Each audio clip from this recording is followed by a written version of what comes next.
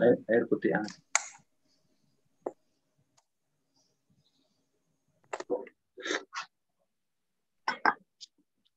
Assalamualaikum warahmatullahi wabarakatuh. Waalaikumsalam warahmatullahi wabarakatuh. Innal hamdalillah nahmaduhu wa nasta'inuhu wa nastaghfiruhu wa natubu ilaih. Wa na'udzu billahi min shururi anfusina wa sayyiati a'malina may yahdihillahu fahuwal muhtadi. Wa may yudlil fa ulaika humul khasirun. Asyhadu an la ilaha illallah wahdahu la syarika lah. Wa asyhadu anna Muhammadan 'abduhu wa rasuluhu la nabiyya ba'dah. Allahumma salli wa sallim ala nabiyyina Muhammadin wa ala alihi wa ashabihi wa azwajihi wa dhurriyyatihi wa tabi'ina wa tabi'it tabi'in wa tabi'ihim bi ihsanin ila yaumiddin amma ba'd. Bapak Ibu yang dimuliakan Allah, kita sekarang di kajian nomor 138.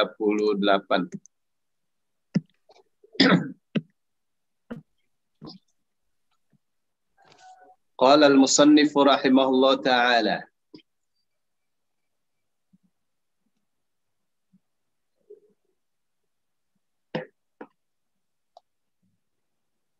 Qala, berfirman Allah Ta'ala maha luhur, maha mulia, maha tinggi Allah. Fi surat Hud, di dalam surah Hud. A'udzu billahi minasyaitonir rajim. Am yaquluna iftarah. Qul in iftaraytuhu fa'alayya ijrami wa ana bari'un mimma tujrimun. Am yaquluna, ataukah mereka mengatakan iftarahu, dia atau Muhammad membikin-bikinnya. Ya. Jadi Al-Quran ini dibikin oleh Muhammad.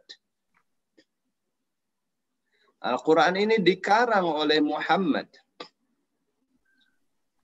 Wah, sedemikian hebat bagaimana mereka membangun opini bahwa Al-Quran bukanlah wahyu dari Allah. Kalau mengatakan Al-Quran adalah wahyu dari Allah, maka dia tidak Pancasilais, tidak NKRI, istilah orang sekarang.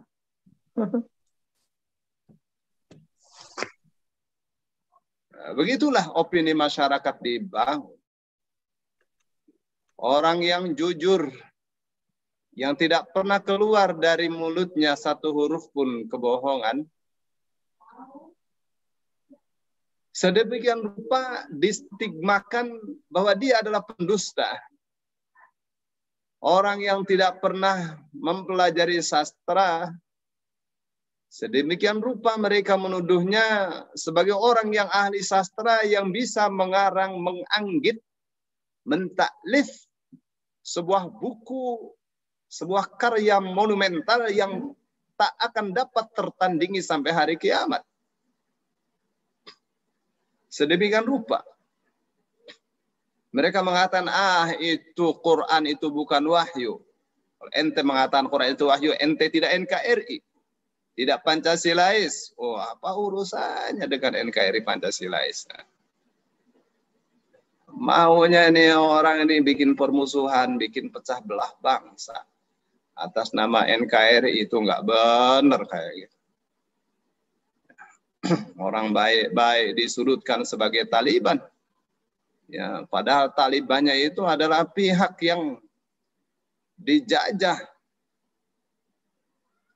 Ya, jadi sepertinya mereka ini suka dengan penjajah, ya, pro dengan penjajahan.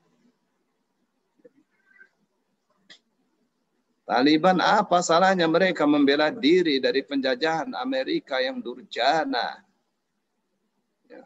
Kenapa kemudian Taliban itu dicapkan pada orang-orang yang saleh? Yang seolah-olah Taliban itu adalah jahat, padahal yang jahat adalah sang penjajah. Ini seperti ini sejak dulu tuh manusia. Qul katakanlah hai Muhammad tuh menghadapi durjana-durjana seperti itu tuh.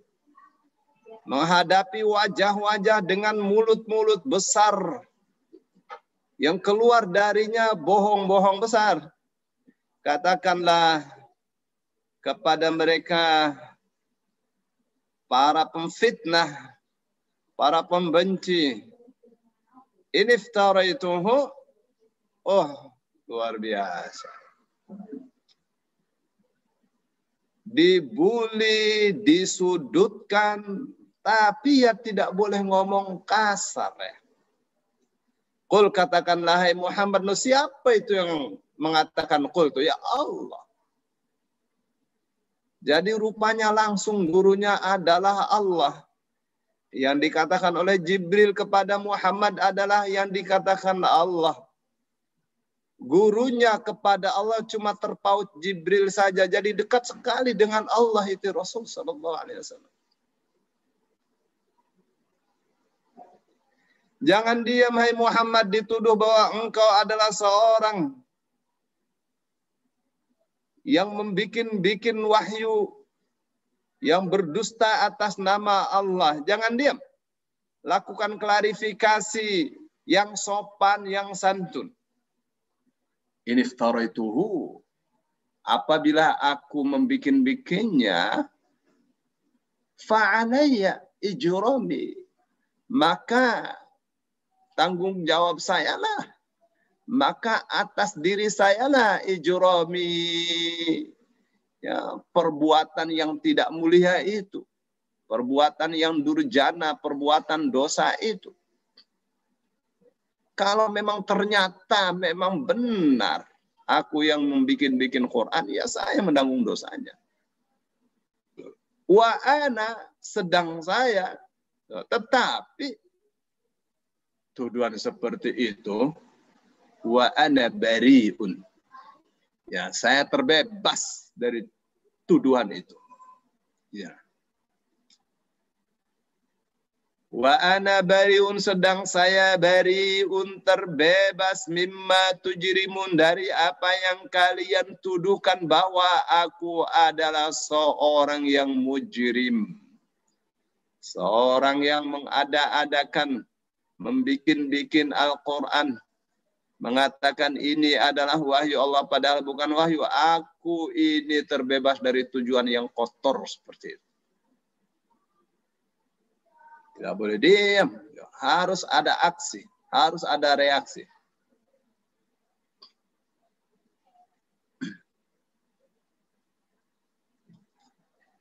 Ya sebenarnya ya orang kalau menuduh itu harus ada bukti. Mana buktinya?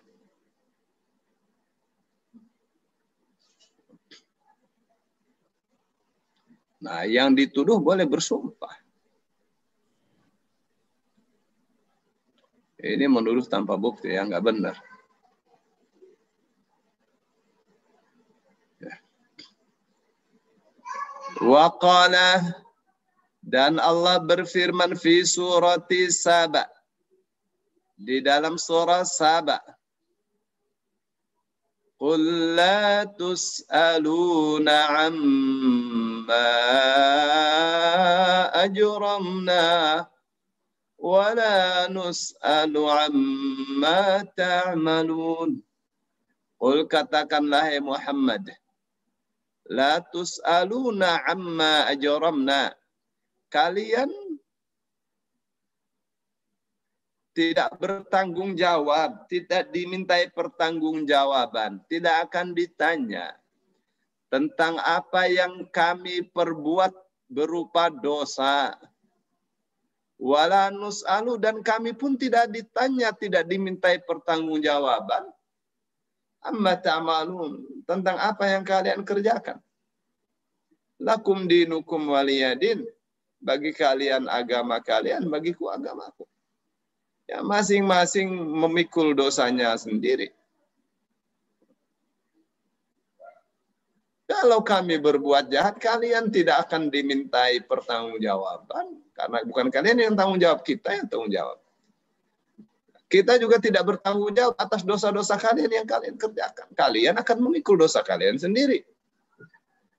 Nah, ini namanya puncak keadilan. Ya. Para koruptor kakap, wah, diperlakukan dengan sangat istimewa. Ya, sedangkan kasus kerumunan, waduh, 1000 kasus kerumunan satu yang diadili. Sebagai penjahat yang tidak ada yang lebih jahat daripada dia. Ini hukum apaan ini seperti ini? Ini bangsa ini hakim-hakimnya pada sakit. Tidak takut dengan neraka yang sebentar lagi mereka akan jumpai. La ilaha illallah. Ya, ini nih ngaji sastra apa ngaji politik ini? Waduh. Soal pertanyaan. Ya Allah, enak banget. Mantap, kopinya tetap. Aduh, kopinya dikasih kapulaga, bukan kopi nih. Jahe, ada kapulaganya, ada apanya gitu. Kayaknya sudah ada di sorga, ini enak banget ya. Allah. Ya, dikasih kapulaga tuh wangi. Ya. Kopi dikasih kapulaga wangi, teh kasih kapulaga wangi. Ini nih makhluk apa yang namanya kapulaga nih? Wedang uwuh bukan? Nggak ngerti, Bu. Ini nih ramuannya. Dari Cirebon, Bu ya, Cirebon. Dari Solo juga ada ya. Ramuan mertua ini. Wah. Waduh. Spesial for menantu. Waduh. Alhamdulillah. Bikin wangi itu Pak Ustadz. Yang bikin wangi karena yang ramu istrinya. Iya, dia baca sholawat sambil bikin.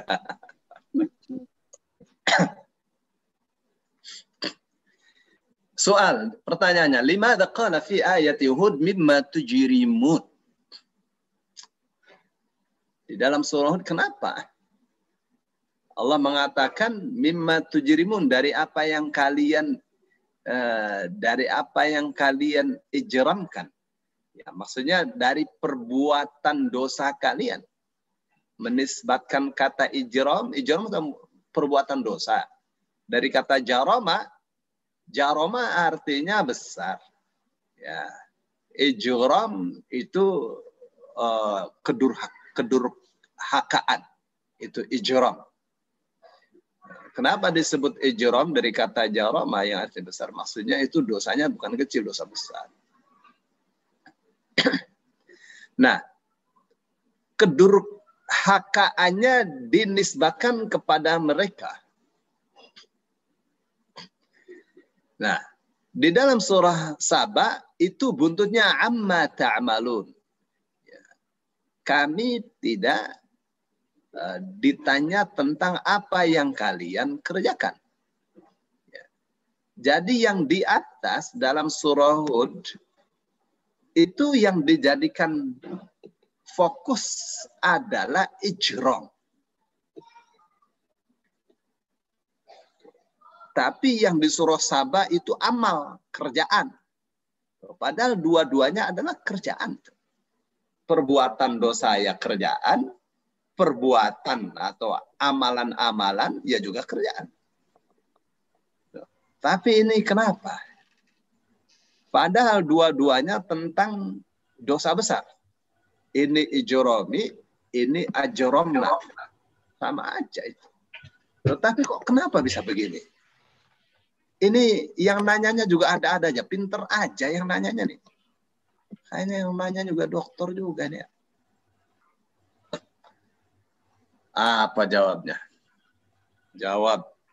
Dia katakan, di dalam ayat Hud, mereka menisbatkan, menyematkan perbuatan membikin Al-Quran itu kepada Rasul Sallallahu Alaihi Wasallam. Itu dinisbatkan, disandarkan kepada Nabi Muhammad, dituduhkan kepada Nabi Muhammad Sallallahu Alaihi Wasallam.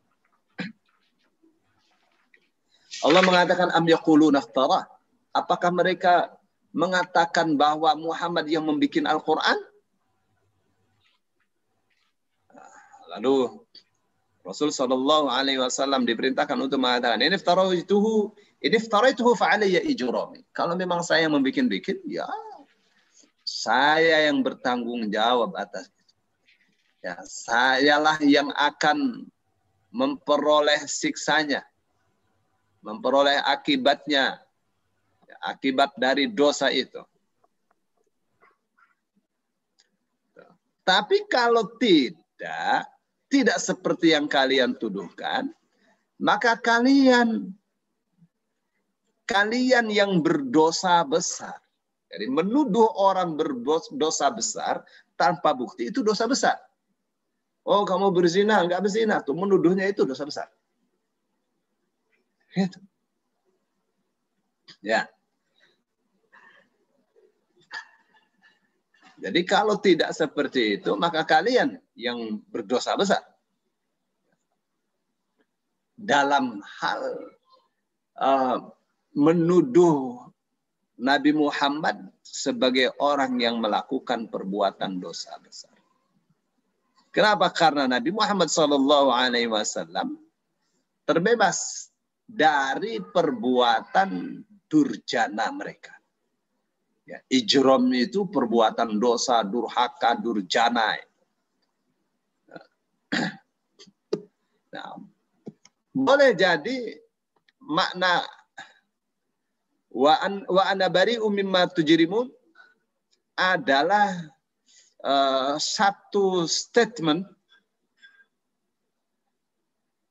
yang intinya mengatakan bahwa kalian ya menuduh saya sebagai penipu. Menipu manusia bahwa saya dapat wahyu padahal saya tidak dapat wahyu. Tuduhan itu aku terbebas darinya.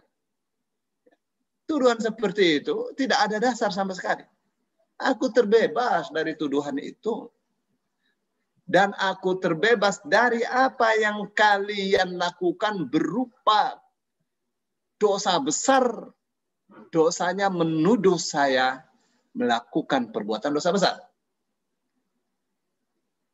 Yang dalam hal ini adalah membikin-bikin atau berdusta atas nama Allah bahwa dirinya dapat wahyu padahal tidak dapat wahyu. Dan Nabi Muhammad terbebas dari tuduhan seperti itu. Di dalam Al-Kasyaf ini tafsir ya. Wal ma'na in sahha wa thabata an iftaraitu fa alayya 'uqubatu ijrami ay iftirai.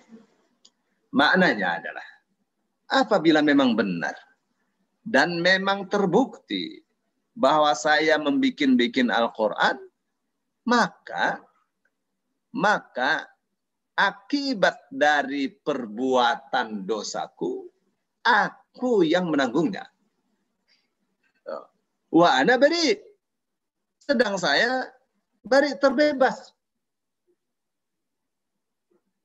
Tuduhan itu tidak nyata sama sekali, tidak benar sama sekali.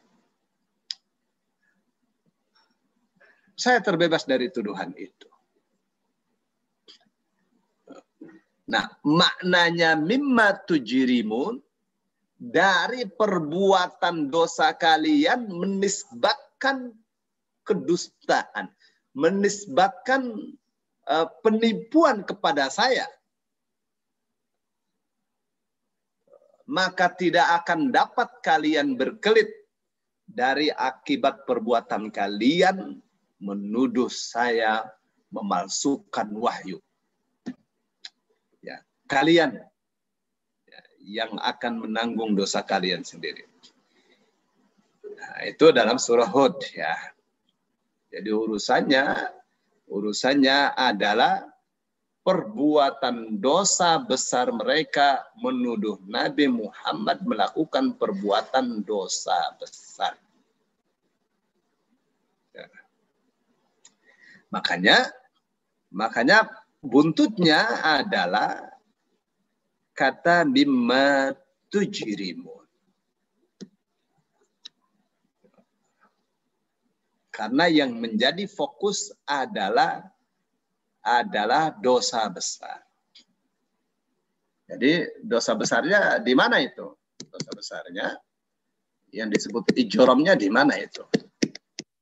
Ijromnya, dosa besarnya satu, iftira. Ya, berdusta, memalsukan wahyu. Bukan wahyu dikatakan wahyu. Itu dosa besar. Yang kedua adalah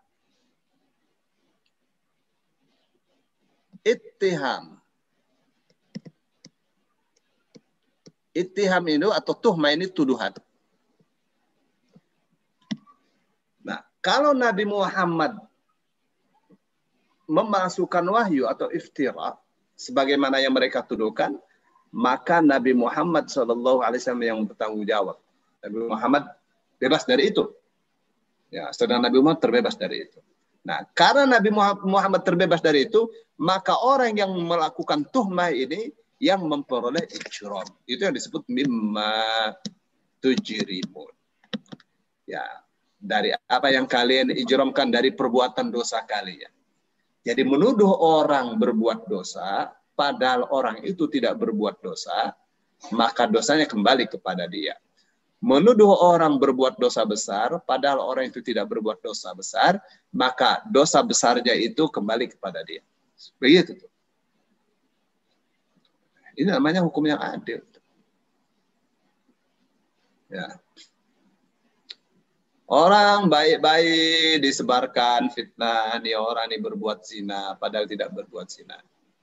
Ya, maka dia berbuat dosa besar.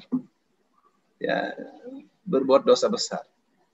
Dikasih hukumnya dicambuk 80 kali, dicap sebagai orang yang fasik, dan untuk selama-lamanya kesaksiannya tidak dapat diterima. Kecuali kalau mereka bertobat. Lihat. Tuh, samanya dengan orang yang mengatakan, apabila orang mengatakan, ya kafir, hai kafir. Padahal dia tidak kafir, maka kekafirannya kembali kepada diri sendiri. Wah, ini orang Syiah, padahal dia tidak Syiah, maka dia yang Syiah.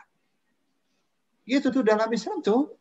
Ya, maka Imam Ahmad mengatakan ikhraju syakhsin minas sunnati la amrun azimun. Ya, mengeluarkan seseorang dari lingkaran ahlus sunnah wal jamaah itu satu hal yang sangat berat sekali.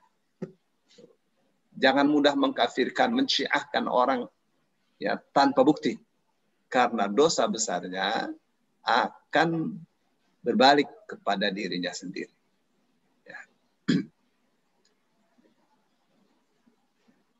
Gitu ya. Baik. Itu yang dalam surah Hud. Nah, di dalam surah Sabah, mereka tidak menisbatkan dosa atau apapun kepada Rasul Shallallahu Alaihi Wasallam. Tapi itu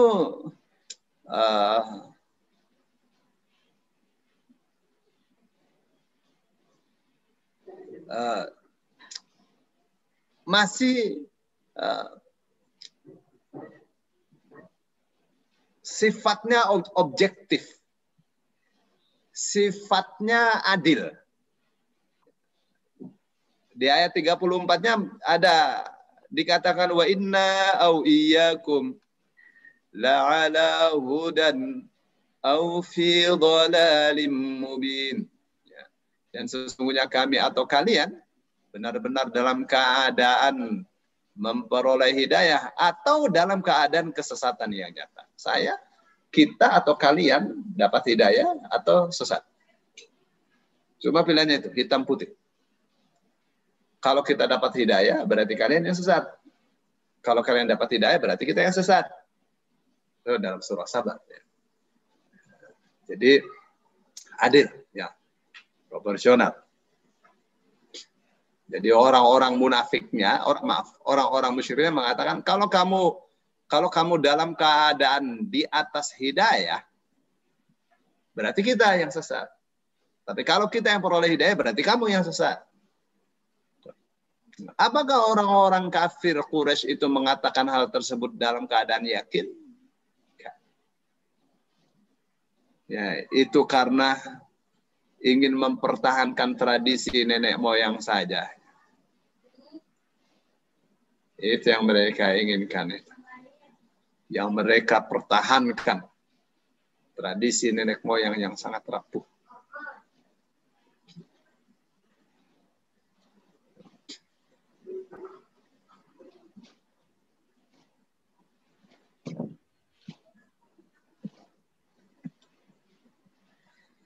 Baik.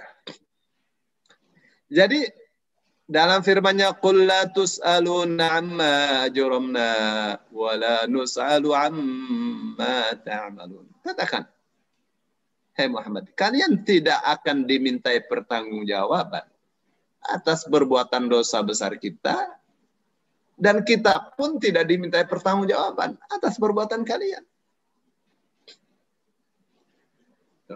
Jadi karena mereka bicaranya itu adil, maka juga pernyataan kita kepada mereka yang bicaranya itu adil, ya mesti adil juga.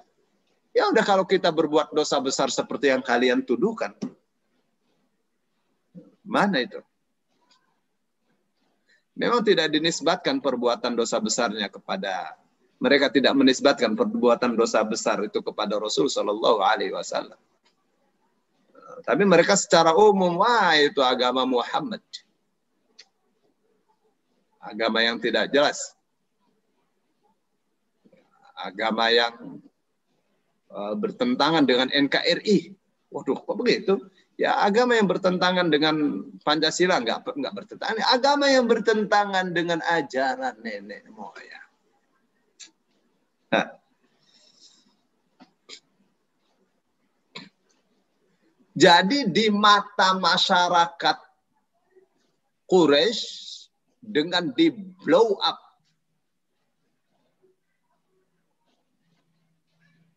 keadaan agama ritual yang dibawakan oleh Nabi Muhammad SAW sebagai perilaku yang bertentangan, itu masyarakat melihatnya itu sebuah dosa besar. Maka Rasul SAW diperintahkan untuk mengatakan kepada orang-orang kafir itu,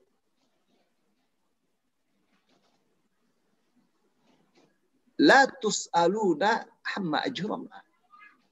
Kalian tidak akan ditanya tentang apa? Tentang perbuatan dosa besar kita.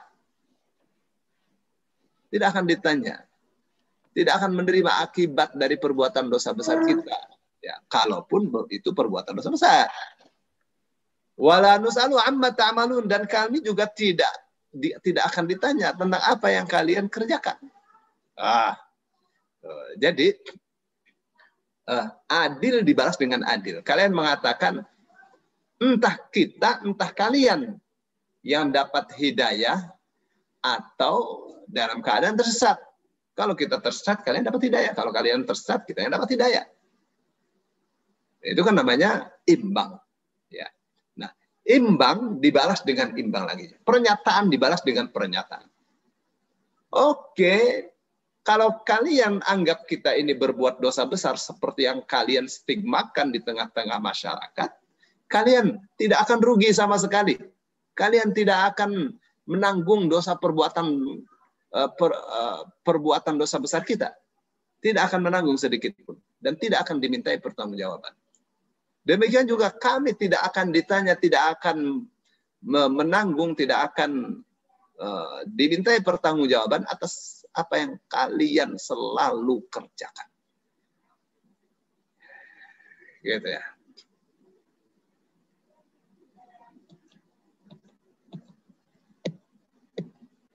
Jadi kesimpulannya ya. Kesimpulannya.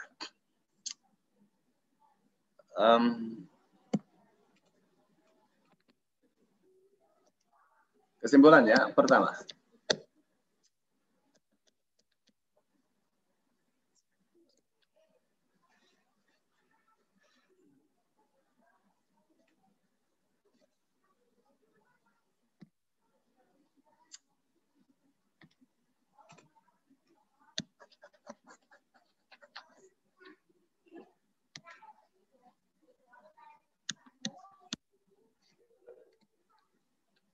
tuduhan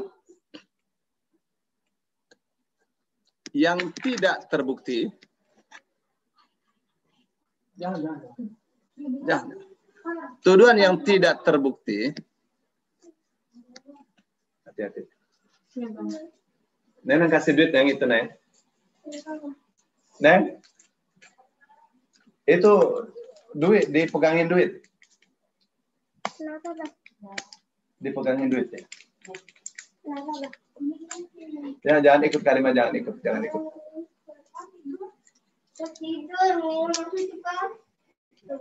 Tuduhan yang tidak terbukti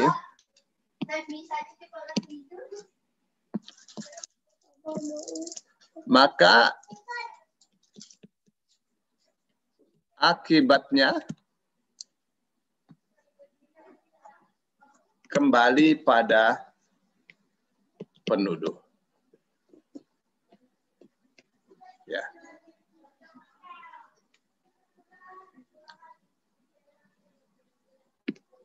Gitu ya akibatnya sesuai. Jadi kalau tuduhannya kecil, akibatnya kecil. Sesuai dengan besaran tuduhan itu. Terus yang kedua,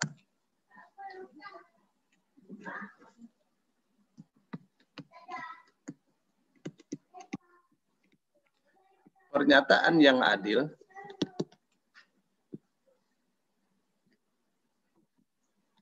harus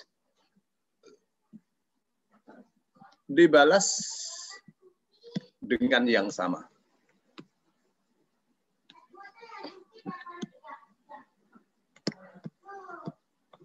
Meskipun dalam pernyataan itu ada tendensi, sifat tendensius. Ya. Itulah kesimpulan dari mimma tujrimun dan wa mimma ta'malun. Silakan Bu Dini, nih waktunya masih panjang. Ya, Ustaz. Saya belum sempat screenshot tadi, Ustaz.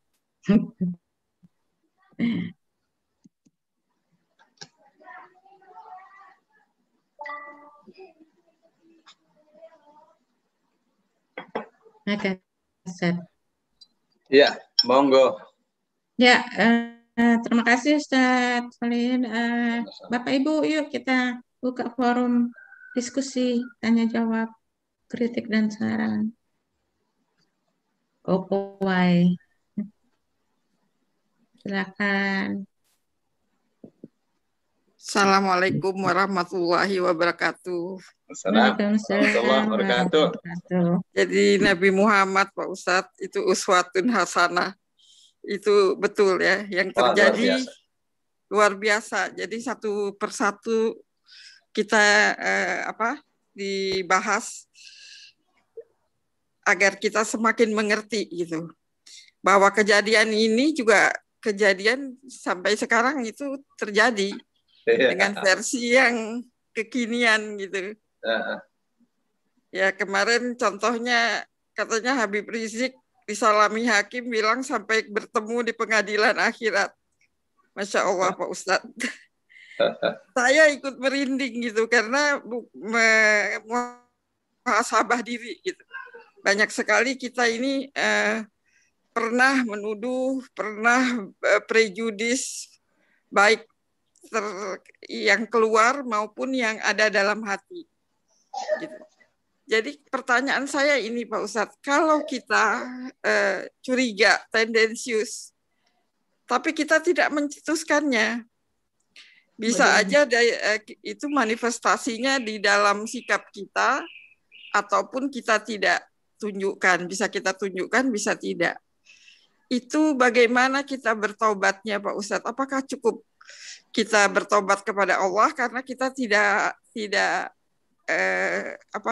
katakan, tidak say so, tidak kita sebutkan kepada yang bersangkutan atau pihak yang dirugikan, itu kita bertobatnya cukup kepada Allah Pak Ustadz, atau kita harus juga kepada orang itu minta supaya ini pengadilan akhirat nanti kita terbebas, gitu Pak Ustadz. Itu pertanyaannya. Yang kedua saya lupa Pak Ustadz, itu aja dulu. Maklum Pak Farku. Terima kasih Pak Ustadz. Semangat. Yang jawab nanti apa lagi? Terima kasih. Sama-sama. Ya, selama itu masih di dalam hati, ya kita tidak cetuskan, tidak bicara, tidak katakan. Ya, itu urusan kita dengan Allah Subhanahu wa Ta'ala. Tinggal bertobat saja. Ya. Tapi kalau dengan sikap kita menjadikan dia sakit, dia merasa bahwa dirinya itu diperlakukan dengan perlakuan yang tidak adil, maka boleh kita minta maaf ya, atas perlakuannya yang tidak baik. Ya, katakan saja, daripada nanti di akhirat kita diadili, susah jawabnya, mumpung masih di dunia. Ya, saya kira kamu begini ya, ternyata tidak, makanya saya berlaku seperti ini. Ya, minta dimaafin ya. Ya, saya juga ragu sebenarnya. Bisa aja ngomong begitu kan? Iya, iya. Iya. Kadang-kadang kalau ada kehilangan di rumah gitu kan, kita suka ada curiga apa pembantu kita gitu. Itu walaupun nggak dicetuskan. Tapi saya sekarang ini langsung astagfirullah ya Allah. Maafkan hamba kalau ada terbersit itu. Tapi dulu-dulu waktu muda mungkin enggak gitu. Itu Pak Ustadz. Terima kasih. Iya. Ya memang kita ini ya, kalau dalam hukum kan katanya gini,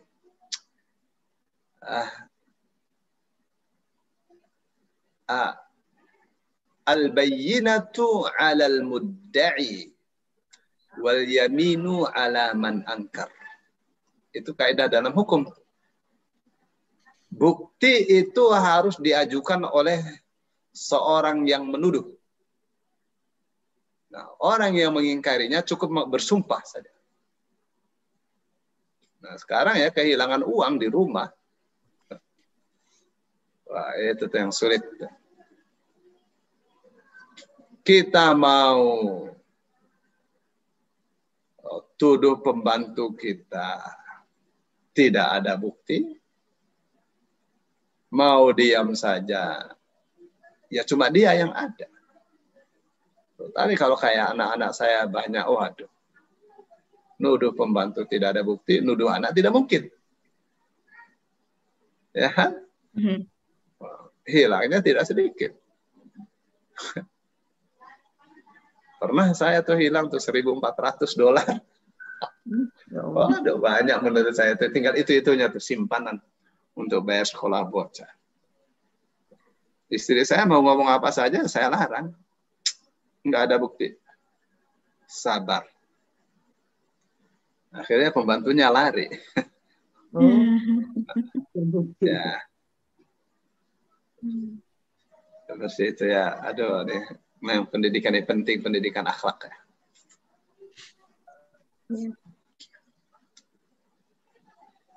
Baik. Ya Pak Ustadz, ingat yang kedua tadi uswatun hasanah itu yang saya, bagaimana perjalanan hidup Nabi itu sehingga dia layak disebut uswatun hasanah itu. Terima kasih.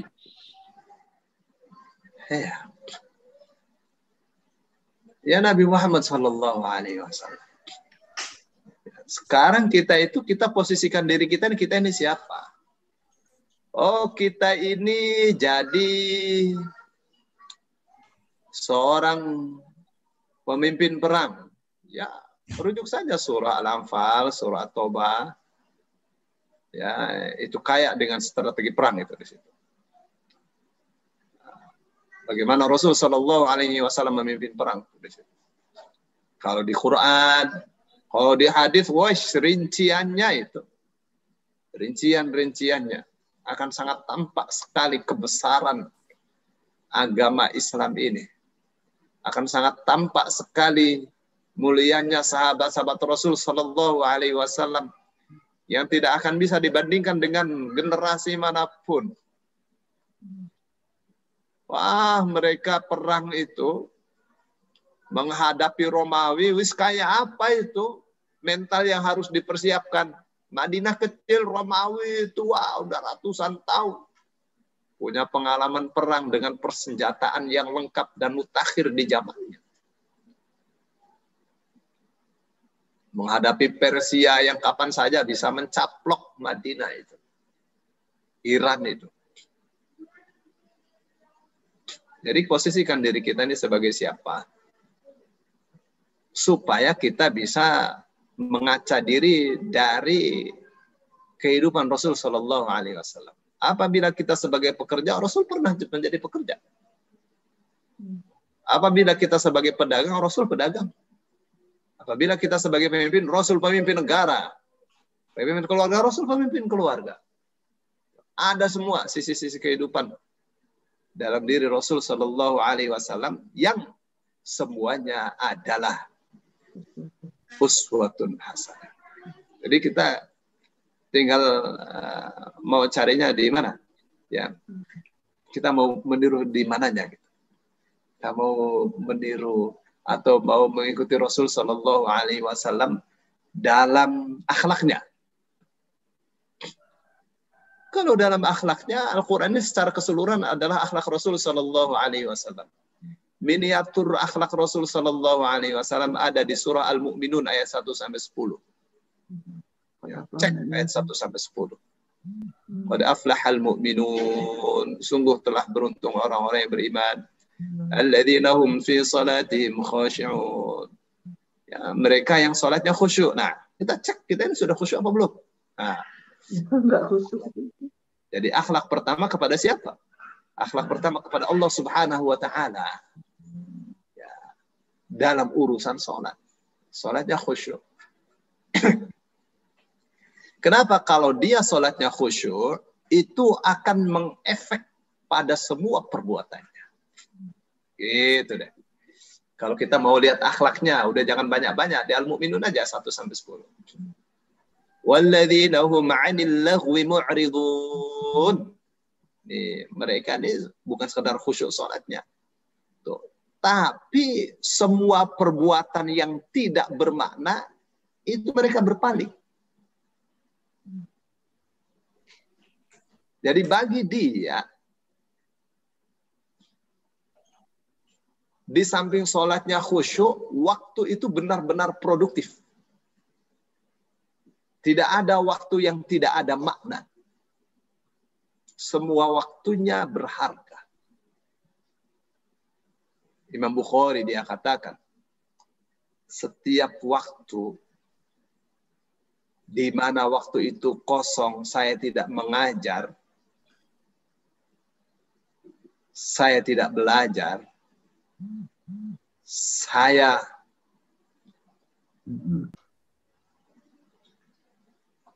pergunakan waktu itu untuk meraih fadilahnya sujud. Jadi waktunya banyak kosong Imam Bukhari. Maka setiap hari menyelesaikan Al-Quran 3 kali khatam. 3 kali khatam itu dalam keadaan berdiri semua. Menghadap Allah Subhanahu wa ta'ala. Jadi meraih fadilahnya baca Al-Quran, fadilahnya sujud. Semakin banyak sujud, semakin banyak dosa dihapus, semakin banyak derajat diangkat. Pokoknya intinya surah Al-Mu'minun itu sholat khusyuk dan zuhud. Jangankan yang berbahaya, jangankan yang haram, yang makruh saja ditinggalkan. Jangankan yang makruh, yang mubah saja ditinggalkan. Zuhud. Itu dia tuh pribadi Rasul Sallallahu Alaihi Wasallam. Apa kita, Pak? Dikit-dikit WA dibuka, yang waduh, Facebook dibuka, nggak berguna, ngomong-ngomong. Wah, ini yang tidak bermakna. Ya. Benar-benar kita ini mesti pandai ya menyaring Menyaring waktu sisa kita. Bentar lagi juga Allah panggil kita, nggak lama lagi. Ya, jadi waktunya nih mesti begitu dibuka catatannya adalah catatan emas. Oh, bagaimana ada yang sudah lewat? Catatannya catatan comberan, bau catatannya. Tinggal istighfar. Apakah pasti diterima oleh Allah? Jangan risau. Kita sudah mau istighfar itu sudah hebat sekali. Ya. Kenapa dikatakan hebat? Karena dengan kita istighfar, kita telah melaksanakan firman Allah. Istaghfiru rabbakum innahu kana ghaffara. Mohonlah ampun kepada Tuhan kalian. Sesungguhnya Allah Maha Pengampun. Ya. Jadi itu ya. Kalau untuk akhlak cukup surah Al-Mu'minun. Oh, kita laksanakan walladzina hum 'anil lahwi mu'ridun. Pasti kita punya karya besar. Ibu-ibu, bapak-bapak, sudah berapa tahun umurnya, sudah berapa buku dibaca. Dan sudah berapa karya yang dikeluarkan. Kalau waktunya produktif, pasti punya karya bagus. Begitu ya. Kembali kepada surah Al-Mu'minun. Kalau misalnya hanya untuk akhlak ya, Al-Mu'minun ayat 1-10 itu miniaturnya ya. Kalau jadi presiden, jangan lupa tuh Al-Maidah, ya, Al-An'am sama Al-Maidah, Al-Anfal sama At-Taubah. Jadi presiden, jadi pemimpin. Gitu. Tapi ini jadi pemimpin pengennya mainnya klinik ya susah. Ya, bangsanya jadi kasihan. Ini surah Al-Mu'minun ya. Jadi kita cek diri kita, sholatnya sudah khusyuk apa belum?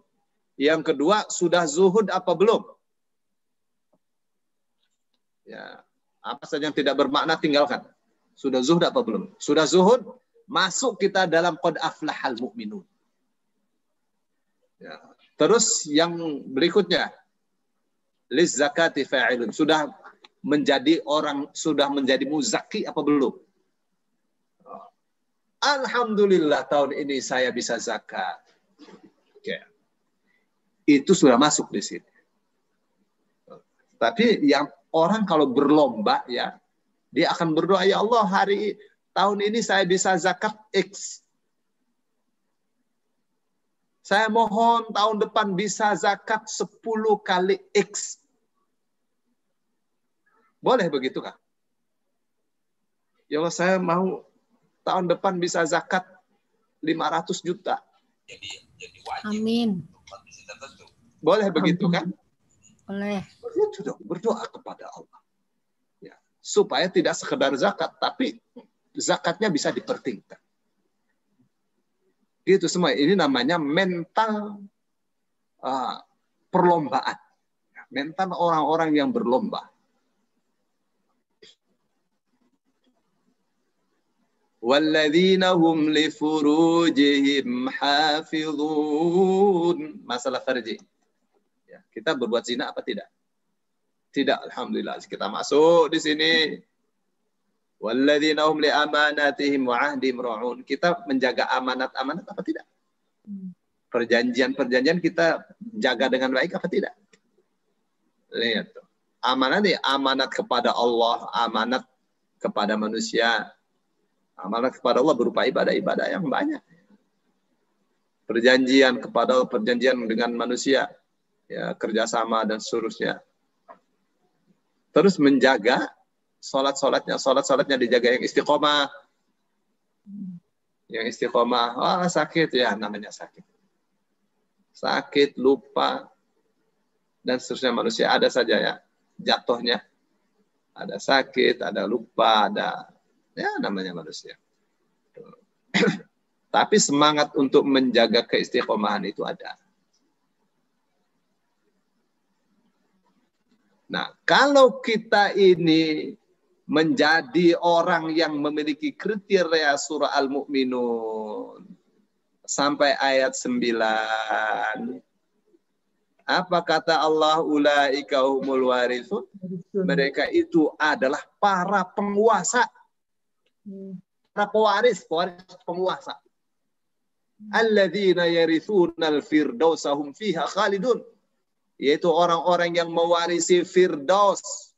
Bukan sekedar surga, bukan firdaus. Firdaus itu seperti yang Rasulullah SAW katakan. Idza sa'altumullaha fas'alul firdaus. Apabila kalian minta kepada Allah, mintalah firdaus. Fa innaha 'alal jannati wa awsatuha tahtal 'arsy. Firdaus itu surga yang paling tinggi, yang paling tengah-tengah di bawah arasy. Di situ tuh. Ya, nanti kita dikumpulkan bersama Nabi Muhammad SAW. Amin. Amin. Amin ya rabbal alamin. Amin. Ya. Manusia ini ya paling banyak gagal di zuhud. Iya, Ustaz, benar. Di ayat 3. Paling banyak. Yang lainnya gampang. Di zuhud itu.